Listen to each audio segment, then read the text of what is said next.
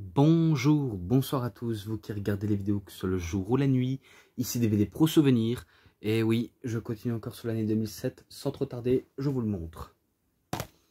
Judgment Day 2007, avec tous les têtes d'affiche, on voit Cena contre Khali, Edge contre Batista, Umaga, Shane McMahon, Vince McMahon contre Bobby Lashley, donc oui, ça rebolote, ça recommence, ça rembobine. Et je n'ai pas la liste des matchs malheureusement. Et surtout pour les bonus, je ne sais pas s'il y a un match, interview, quelque chose comme ça. D'habitude c'est toujours présent dans les DVD, mais là, compliqué à dire. Donc sans trop tarder, je vous cite le match de la soirée, qui est un Saturday Night Heat, donc levé de rideau. Kane contre William Regal, accompagné par Dave Taylor. Qui oserait miser une seule seconde sur William Regal, malgré son côté expérimenté qui répond, mais face à Kane, il est qu'un vulgaire tas de poussière. Et c'est victoire de Kane avec un chokeslam. Et ce match-là, rien de spécial, je mets un 3. Ensuite, Ric Flair contre Carlito. Un coup qui se sont fait équipe du côté de WrestleMania. Et maintenant, ça se donne des coups bas à ce moment. Est-ce que Carlito peut battre un expérimenté tel que Ric Flair? La question qu'on va se poser tout de suite, si ce n'est qu'on sait qu'il a le backstabber, on sait qu'il est hyper technique, que c'est un hyper voltigeur. Ça lui arrive de profiter de la situation dans les petits moments donnés. Mais je pense que il va perdre face à Ric Flair. Car il va perdre face à un figure 4 leg lock. Et forcément, Carlito, il abandonne. Donc, ce match-là, 3,5. Voilà. Ensuite, match pour le championnat du monde poids lourd de la ECW. Encore 3 contre 1, cette fois-ci. Donc, Bobby Lashley, vous le saviez. Les deux McMahon, vous le saviez. Et Umaga, vous le saviez aussi. Alors, je me rappelle un premier temps. Vince ne voulait pas combattre. Parce qu'il sait bien que son titre serait en jeu. Et qu'il a plus ou moins deviné les côtés enjeux qui jouent contre lui. Donc il profite de la situation pour éviter d'affronter Lashley, mais sauf qu'il n'a pas d'autres moyens de l'affronter. Et que je me rappelle que Bobby Lashley va se donner à fond. Donc là, il va vraiment se Lashley, comme on peut dire. Et qu'il va commencer à allumer Shane et même faire un spear sur Umaga. Et il a battu. Et normalement, ça devait être lui, le champion de la ECW. Car il a remporté.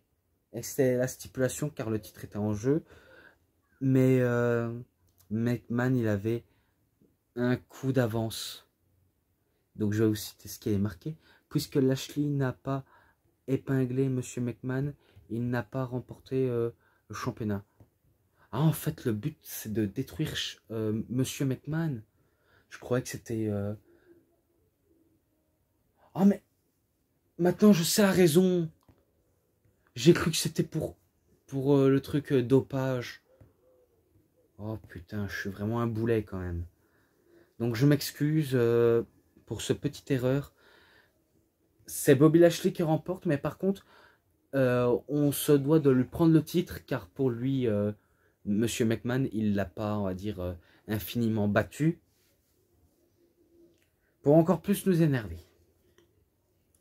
Donc c'est la victoire de Bobby Lashley, malgré qu'il ne remporte pas le titre. Et ce match-là, 3,5 aussi. Ensuite, CM Punk contre Elijah Burke. Donc là, on voit très bien. Vous connaissez bien Punk, hein, il adore kicker, il adore donner des coups sévères. Vu comment c'était un spécialiste des arts martiaux mixtes. Mais à l'époque, c'était un spécialiste du jiu-jitsu brésilien et du muay thai, qui est de la boxe thaï. Donc en gros, un arsenal d'art martial beaucoup plus complet. Donc c'était ça à l'époque CM Punk, malgré son côté stratège et tatoueur, qu'on avait des doutes sur lui là-dessus. Mais que LA Jabber que voulait dominer de la tête et des épaules. Et oui, je sais, j'ai bégayé en faisant en dominant la tête et des épaules, mais CM Punk riposte. Et par contre, je tenais à dire, excusez-moi si vous entendez la musique, parce que j'ai pas envie d'avoir un strike de YouTube à cause qu'un type ou une go mette de la musique. Donc je préfère éviter les droits d'auteur. Et que LA Jabber qui voulait battre CM Punk avec son LA Experience, mais CM Punk contre, et il en termine avec son GTS. Donc c'est victoire de CM Punk. Ce match-là, pas mal, vraiment pas mal, 3,40. Et après, Randy Orton contre Shawn Michaels. Tout d'abord, il y a Randy Orton qui agresse Shawn Michaels dans les coulisses. Et du coup, ben, c'est là où on apprend que Shawn Michaels, ben, il est pas bien. Il est blessé mentalement et physiquement, vu comment il est sonné au niveau de la tête. Donc ça va être une punition pour HBK, pour le petit garçon qui casse des cœurs. Et que Randy Orton va s'amuser à le piétiner, à faire même un DDT de la deuxième corde et pas de la troisième corde. Donc c'est que de la deuxième. Et là on apprend que Michaels il est ailleurs. Il est plus parmi nous, il répond plus. Donc on pense qu'il a enfin terminé avec lui, mais il a encore du petit jus, Shawn Michaels, mais malgré tout l'arbitre décide de mettre fin au match. Donc c'est victoire de Randy Orton par KO technique, parce qu'il était trop sonné. Et si je vois bien le genre de choses que j'ai vu, Randy Orton entame un coup fatal qui condamne Shawn Michaels à l'hôpital en faisant un coup de pied sur le crâne de justement de Shawn Michaels. Eh ben, il était brutal et il s'est pas passé grand chose dans ce match, si ce n'est grosse domination de Randy Orton, mais c'était assez troublant, un petit peu choquant quand même, et que ces victoires de Randy Orton. Ce match-là, 3,50 malgré tout. Et ensuite, les Hardy Boys encore contre Lance Cade et Trevor Murdoch. Donc ils mettent en jeu leur titre par équipe. Et vous connaissez bien Lance Cade et Trevor Murdoch. Si vous ne les connaissez pas, ce n'est pas grave. Mais ils tentent toujours des choses. Surtout pour éviter de se faire passer pour des losers. Donc ils veulent récupérer leur titre bien aimé. Mais tout d'abord, il faut être à la hauteur des Hardy Boys. Donc tout d'abord, il faut commencer par là. Et c'est pareil pour la plupart des équipes. Alors, est-ce qu'ils peuvent remporter les titres par équipe? Eh bien, je vais vous dire non. Car ils se font encore avoir par Jeff Hardy et Matt Hardy. Et du coup, ben, c'est victoire des Hardy Boys. Je crois que ce match-là, il n'est pas noté dans le coffret de Hardy ou dans Twist of Fate. Mais il est dans Twist of Fate Best of Hardy Boys.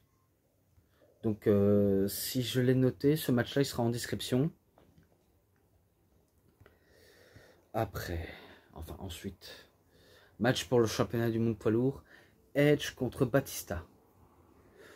Donc là, c'est juste un match normal et qui n'a pas de stipulation, car la suivante, ça va un peu, pas de partie plaisir pour Batista, car je crois que c'est à cette période où il essaie désespérément de battre Edge, sans la moindre succès.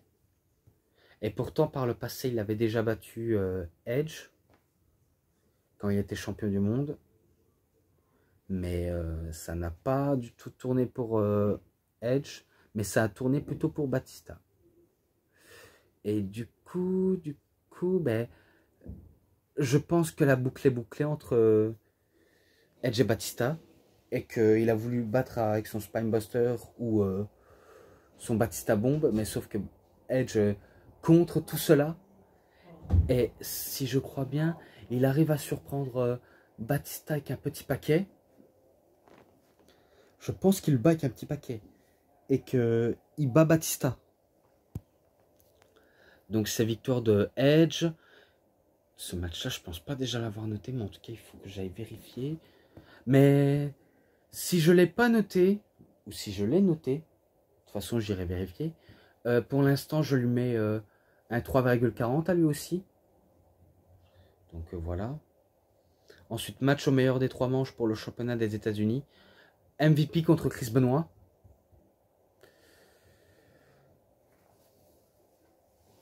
Je pense que là, le règne de Benoit aura été à son comble.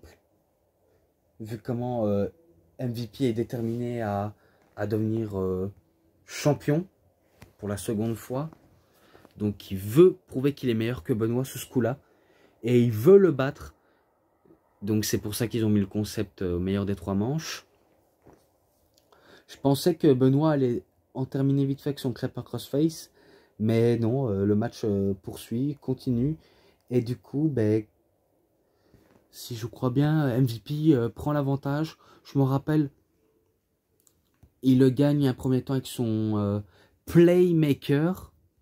Donc la prise finish de MVP. Donc c'est 1 point pour MVP, 0 pour Benoit pour le moment. Est-ce que maintenant Benoit peut essayer de le battre par soumission ou par tomber?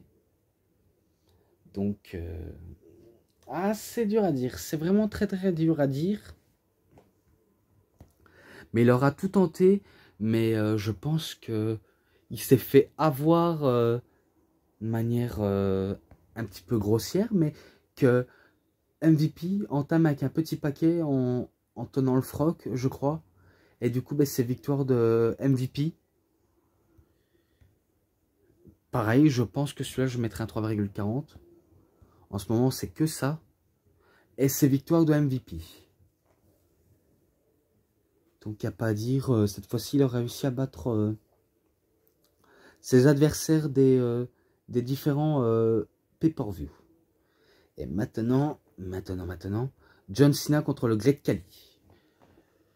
Alors tout d'abord, si vous vous demandez pourquoi Great Khali il a le titre sous ses épaules, c'est parce qu'en fait il a volé la ceinture de John Cena comme si c'était lui le champion. Donc il leur a volé en disant: t'as vu, j'ai volé ton titre. Qu'est-ce que tu vas faire vu comment je suis un géant et toi que tu es un petit homme?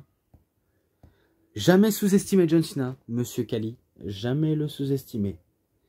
Et John Cena, je pense qu'il prend pas du tout Great Khali à la légère, malgré qu'il ne parle pas la langue parfaitement bien. Et qu'il a voulu essayer de battre John Cena à plusieurs reprises, Great Khali, mais sans la moindre succès. Il a voulu tenter avec son double choc slam, mais rien y faire. John Cena essaie de le ramener au sol pour faire un STF. Un premier temps, Khali se dégage. Et après, il le retente, mais cette fois-ci, Great Khali ne va pas s'en dégager. Car si vous saviez ou si vous ne saviez pas, eh ben, Great Khali, il a abandonné, mais plus près dans l'action et que l'arbitre était focalisé sur Great Khali qui allait sûrement peut-être abandonner, eh bien on remarque que le pied touche la corde. Et du coup, ben, Great Khali, ben, il l'abandonne suite que l'arbitre n'a pas vu que Khali avait un pied dans les cordes. Et que c'est victoire de John Cena malgré tout. Et après, je me rappelle, il fait une promo, Khali, où il parle en indien. Et du coup, ben, son traducteur, je crois que c'est Sanil Singh, qui dit que Great Khali dit que il avait un pied dans les cordes. Et que l'arbitre n'avait pas été dans l'action sous ce coup-là. Et que John Cena ne mérite pas d'avoir gagné. Donc la confrontation entre le géant. Et pourtant, ça va l'arriver. Alors malgré tout, que le match n'était pas non plus top avec Khali, parce que c'est vrai qu'on sait faire que peu de choses avec lui. Et du coup, ben, ce match-là Attendez, je vais vite venir. Oui, donc je suis désolé d'avoir un petit peu coupé la vidéo, mais que je reviens directement. Donc je disais que ce match-là, 3,5. Il me semble que j'ai dit ça, mais j'irai vérifier. Et je sais que la plupart des youtubeurs, vous voyez à chaque fois quand ils commencent à parler et qu'ils terminent une phrase, je sais bien qu'avant tout, il y en a qui coupent pour mieux continuer. Donc je crois que ça permet d'économiser un peu leur énergie et que c'est une idée de génie en tout cas. Donc je pense que j'en ai fini avec cette review sur Judgment Day 2007 et que même les bonus, si j'ai pas cité, mais j'irai voir sur le DVD quand j'aurai regardé et que je mettrai ça en description s'il y a des matchs ou pas. Mais bon, les matchs, les bonus, les sainements, l'ensemble, il était un petit peu moyen, mais je lui mets 3,70. Voilà, j'espère que ça aura plu à certains et que j'en ai fini. Oui, définitivement, j'en ai fini avec ça. Même si c'est loin d'être terminé, je vous le cache pas, c'est loin d'être terminé. Donc si cette review vous a plu, vous savez ce qu'il vous reste à faire. Likez la vidéo, commentez, partagez, abonnez-vous à ma chaîne. Cliquez sur la petite cloche pour avoir plus de notifications des prochaines vidéos. Et moi je vous dis bonne journée, bonne soirée à tous. Au revoir tout le monde pour une prochaine vidéo. A plus les fans de catch.